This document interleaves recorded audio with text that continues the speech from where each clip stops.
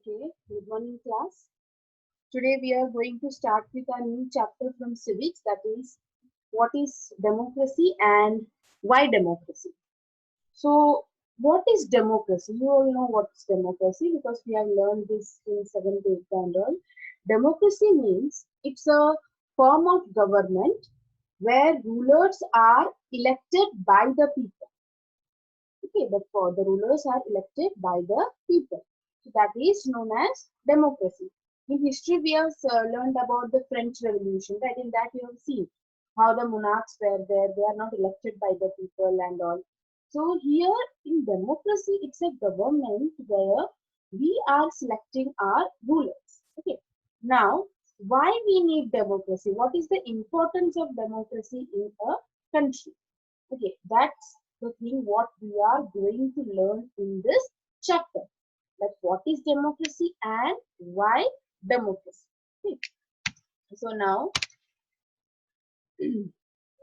let's move on to the next slide.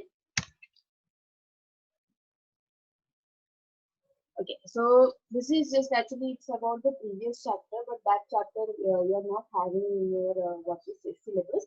So some points I've taken from that is some stories were there related to democracy. If you want, you can just read the chapter. That's the same about democracy. Okay, so here I've just given the background. Okay, these points are included in this chapter also.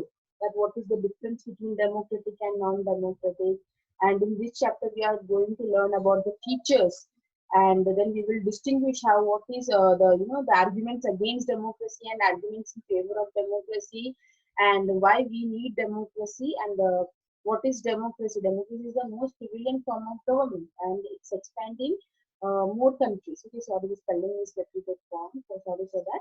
And expanding more countries, and what are the reasons behind that? Okay, so that these things we are going to learn in this chapter. So the major aspects are: where did the word democracy originate? What is democracy? Meaning and definition. Features of democracy. Merits and demerits of democracy. Difference between democratic and non-democratic form government. Democracy, direct and indirect democracy. Okay, these are the major aspects what we are going to cover in this chapter. Now, these are some of the case studies about different nations. As I told you earlier, please download the NCERT books from online. If you're not having the textbooks with you, in that you go to the lesson and just read it. You can find all these things there. Here, I just kept a slide about the case studies about different nations. Okay, Myanmar, it was an army rule. Chile, it was Pinochet. Nepal and Saudi Arabia, monarchy. Pakistan, military rule was there, that is Parvez Musharraf was there. Then Poland and Iraq, that is USSR and US external. China had Communist Party and only one party was there. Mexico had PRI and Zimbabwe that was Mugabe as the president. So these things are, it's there in your textbook also. Small 2-3 lines they have written about all the things. Now here it is broader meaning of democracy. What is the broader meaning of democracy means? Here we are going to learn actually what is the actual meaning of democracy, and what are the rules and regulation in it, and why we should adopt democracy in our country. So the minimum understanding here is we can identify democratic or non-democratic country, but democracy and good democracy, features of good democracy, then conclusion and consideration. That means you should at least understand the difference between democratic and non-democratic. I've seen children getting confused between democratic and non-democratic. Democratic means the rulers are elected by the people. Okay, and non-democratic means the rulers are not elected by the people. But there is one more thing: good democracy and democracy. Okay, that means the rulers, after getting elected by the people, also sometimes they start exploiting the people. That should not happen. Then it's not a good democracy over there, right? And the features: what are the features of good democracy? Conclusion and consolidation. Okay. Now, from where the word democracy is derived? The word democracy is derived from the Greek word demos. Demos means people, And kratos means power or rule. So democracy, that means people's power, people's rule. That is the actual meaning of democracy. And the most common form of democracy in modern time is representative democracy. The leaders are elected by the adult citizens, and majority is allowed to take decision on behalf of the people. That is happening actually in democracy. That decision, we have selected our rulers, but we will not go every day to them and tell, okay, I implement this rule, okay, tomorrow you implement this rule. No. They are, majority of them are allowed to take decision in behalf or on behalf of the people. But whatever decisions they are taking, it should be like, it should be good for the people. That's why we have this word as good democracy. That should be beneficial for the person, people, not for only for that person. Okay?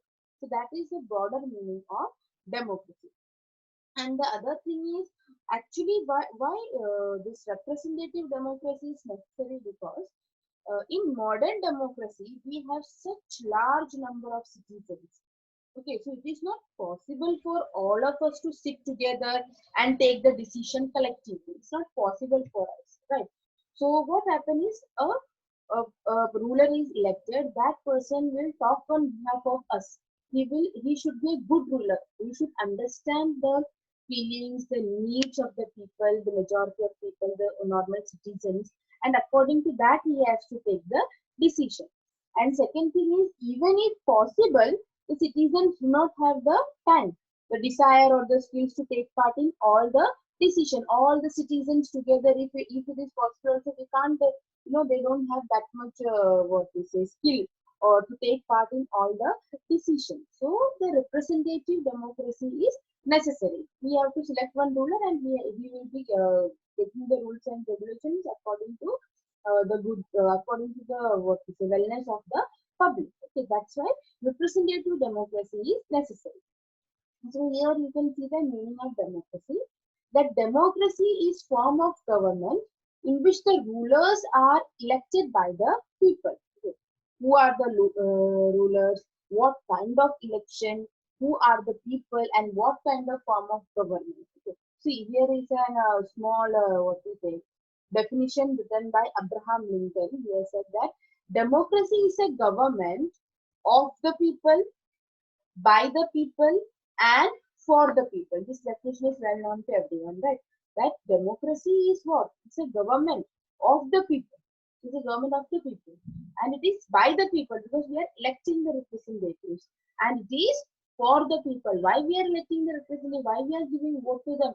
We are having faith in them that they are going to be a good ruler for our country. That's why we are voting them. So the democracy, the government should also have this thing in mind that we are being elected by the people for they are having faith in us. They want wellness.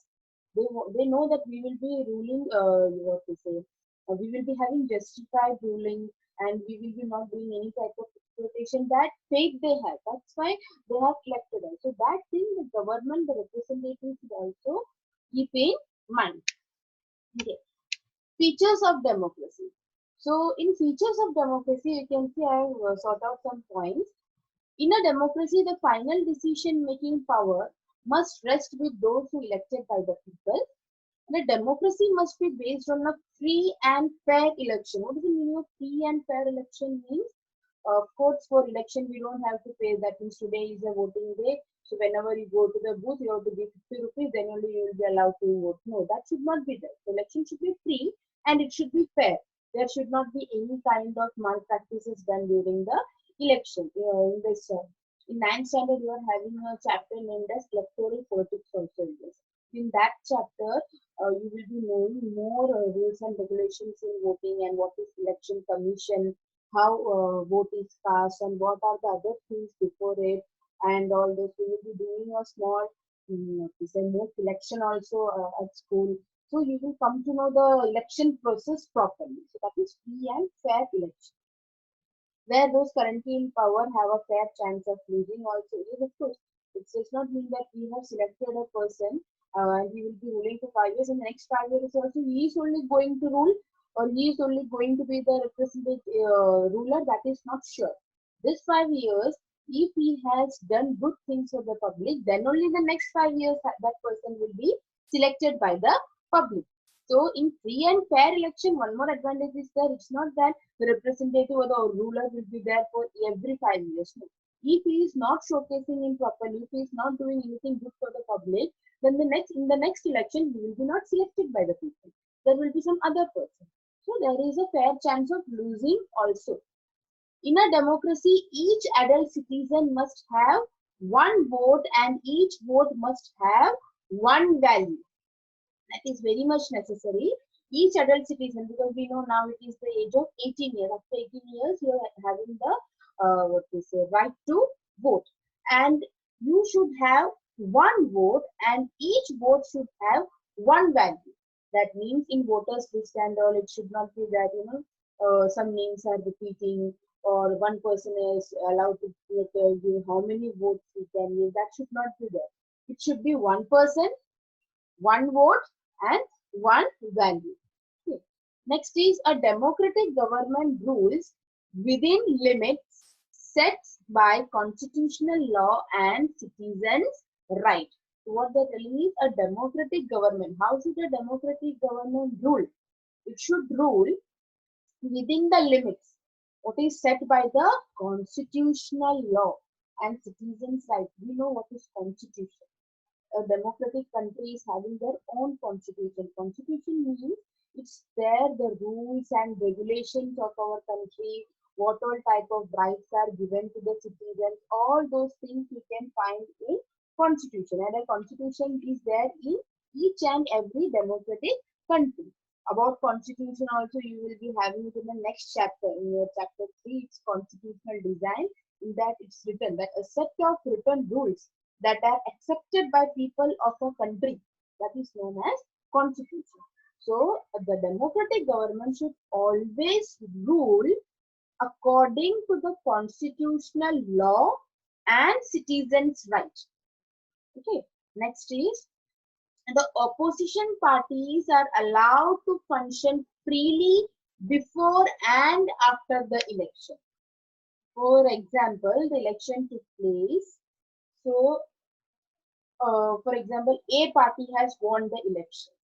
So B or C or D, that parties are the opposition party. So that does not mean that if A party has been, they have won the seat. That does not mean that B, C, and D would be not doing anything for the 5 years. It's not like that.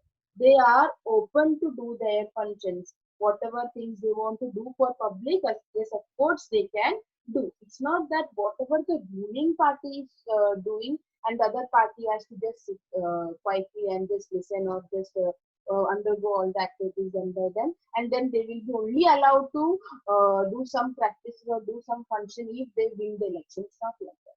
The opposition parties are allowed to function freely before and after the elections both, but it should be according to the constitutional law and citizens' right. Next is the democratic governments are based on fundamental principles of political equality. So what is the meaning of that sentence? The democratic governments are based on fundamental principles of political equality. Whatever the democratic government are, they are based on what? They are based on the fundamental principles. On the right to religion, right to vote, right to speech, right to take any religion, right to education. All these things will come. Right to press. So these are the fundamental principles of a political equality. Next is merits of democracies. What are the merits of democracy? So here, see the first point, it's written, a democratic government is a better government because it is more accountable form of government. Why? That is that we are going to learn ahead. It's, in French Revolution also you have seen when monarchs were there, how they have divided the people into 3 estates, and only the rich people were given all the rights and the poor people were not given any type of rights and all. That will happen when it is a non-democratic country because there is nobody to question them. But in a democratic country, yes, of course, because the representatives are elected by the people are having their right to question the representative or question the leader that why you have done so. Media is there to support them. Any problem which we are facing, of course, the media will shoot that and show it in the news that okay, this problem are faced by the citizens. And if something is not seen by the government representative, you will come to know okay, these are the things, and they will act accordingly. So a democratic government is a better government because it is more accountable form. Okay. Next is democracy improves the quality of decision making. The representative or the leader will always have this thing in their mind that whatever steps they are taking, they should be very much clear or they should have the precise reason for why that step is being taken, because whatever decision they are doing, there is an opposition party, the public is seeing it. So if they are taking any type of negative things, what will happen? The opposition party is there to oppose it. The public is there to question them. So they will always try to do good quality of decision making. Third is democracy provides a method to deal with differences and conflicts. It is suitable to countries like India, India having diversity of language, religion, and culture. Because we are having, we are a secular country. So we are having lots of people coming from different, religion. They have different cultures. They have different languages. So democracy, it provides a method to deal with differences and conflicts, and it is suitable for this type of country like ours, India. Okay, democracy in India made it possible to keep unity in diversity. Our democracy, our constitutional rules are so well to do that we are able to keep the unity in diversity in our country. Okay, in a democracy, no one is a permanent winner or loser. As I have told you earlier, that in democracy there is no permanent winner or loser. It can be that if you have done very well in the 5 years, the next 5 years also you may be chosen as a representative or the elected ruler. If you have not done properly, in the next 5 years you will be not the ruler. So it can be a winner or a loser also. Next is democracy is better than other forms of government because it allows us to correct its own mistakes. That means if we have taken any any decision and anything, but the public is not liking it and they show their feedback to medias and through all the tweeters and all, then if we feel that okay, it's not going to work properly, we are having the option of correcting our own mistake. Next is democracy enhances the dignity of citizens because it is based on the principle of political equality and recognizing that the poorest and least educated have the same status as the rich and the educated. In democracy, everyone is given equal value, whether it is a poor person, a middle class person, a rich person, less educated, educated, whatever the status may be, democracy is giving equal importance to each and every citizen. Now here, now we have seen the merits of democracy. Now here are some of the demerits or drawbacks of democracy. Leaders keep changing in a democracy. Okay, this leads to instability. Democracy is all about political competition and power play. There is no scope for morality. Elected leaders do not know the best interest of the people. It leads to bad decision. Democracy leads to corruption for it is based on electoral competition. Ordinary people don't know what is good for them. They should not decide anything. These are some of the what we say demerits or drawbacks of democracy. They are showing that as it is a competition and all, what happens is sometimes corruption may take place, and when the leaders keep on changing, they are not able to choose the correct one for them. So for everything we have advantages and disadvantages. So we should always give importance that which one is having more more points or which is more liable. If advantages are more, then that is the good thing. The advantages and disadvantages are there for everything in this world. So if the advantages are more than disadvantages, we should go for that. Now This is a table that distinguish between, that is the difference between democratic and non-democratic government. So here you can see democracy is the best form of government as the rulers are accountable to the people and have to fulfill their needs. Democracy government, it's a best government because they are accountable to the people, they are answerable to the people, they are having the responsibility to answer them if they are taking any wrong decision or right decision, whatever it is, they are answerable to the public because they have to fulfill their needs. That's why we have elected them as our rulers. So that facility is available in democratic government.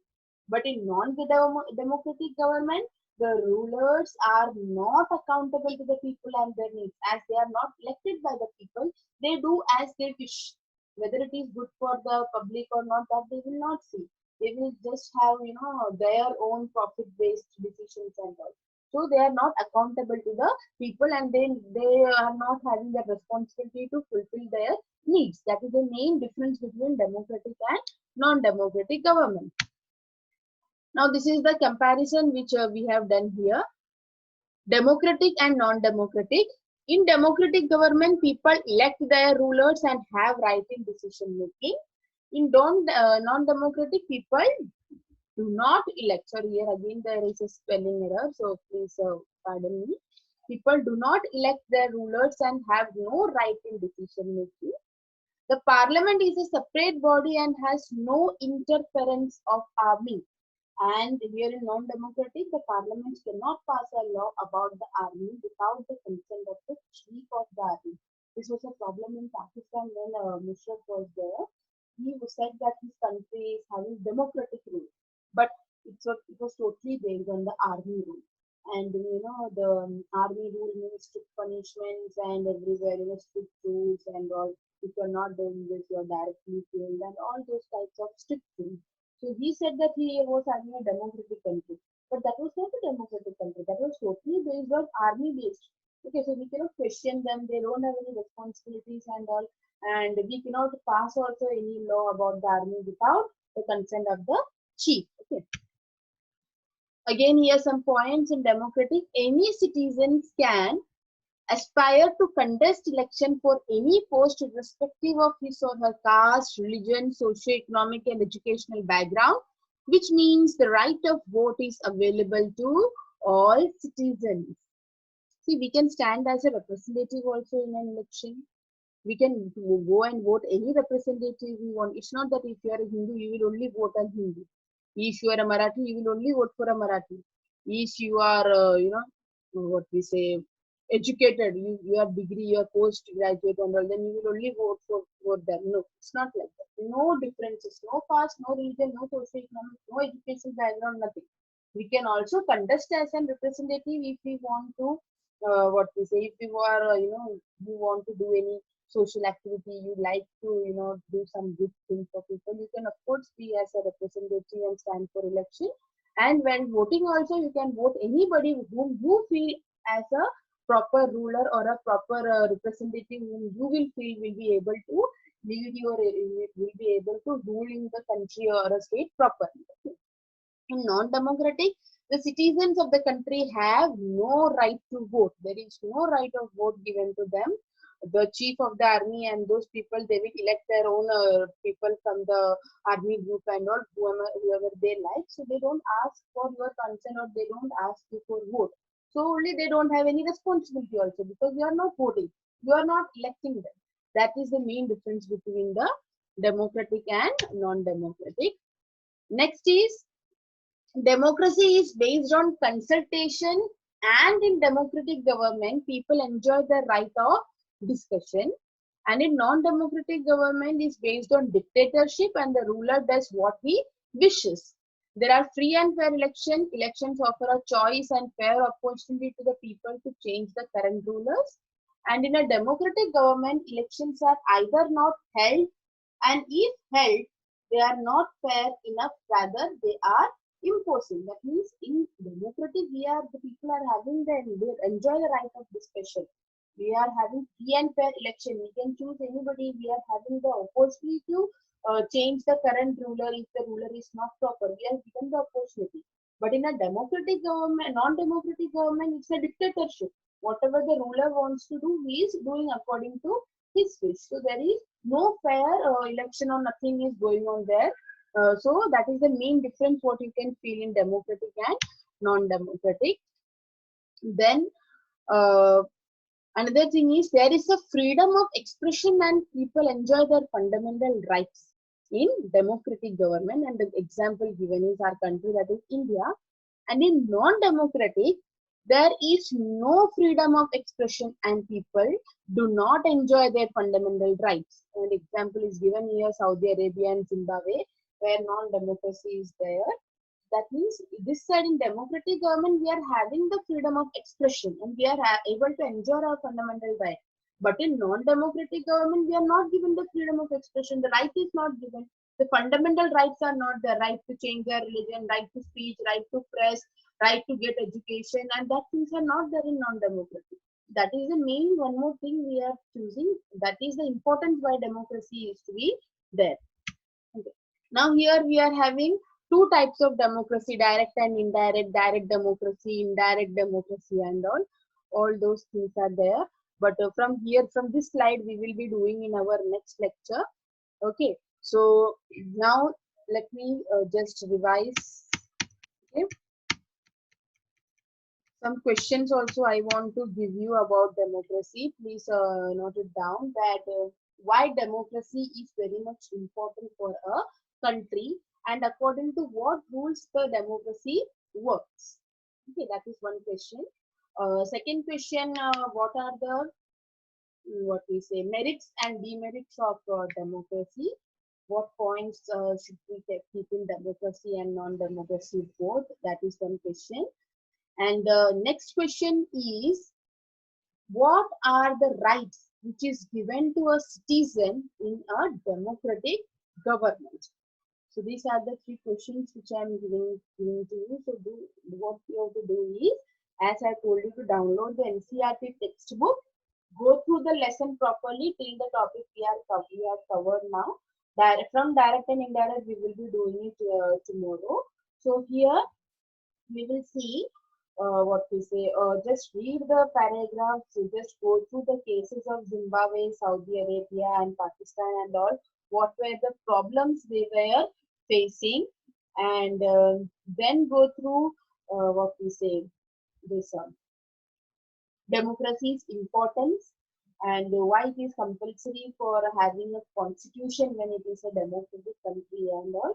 To just go through all these things, and if you feel any doubt when reading the chapter or going through these points, if you feel any doubt, feel free to ask me in the next class. You can ask me in chat also, or you can ask me in live section also, that means what is this, or can you give an example or something like that. Okay, feel free to ask. Okay, no worries. And some three questions I've given you. Please note down the question, note down the answer, and then tomorrow when we will start with our lecture, we will first I will ask you to all have done the answers. I will ask you to tell. That will be a positive marking for you, and it will be a recap also for everyone. Okay, so. So have a nice day, and thank you for your cooperation. Stay home, stay healthy. Bye.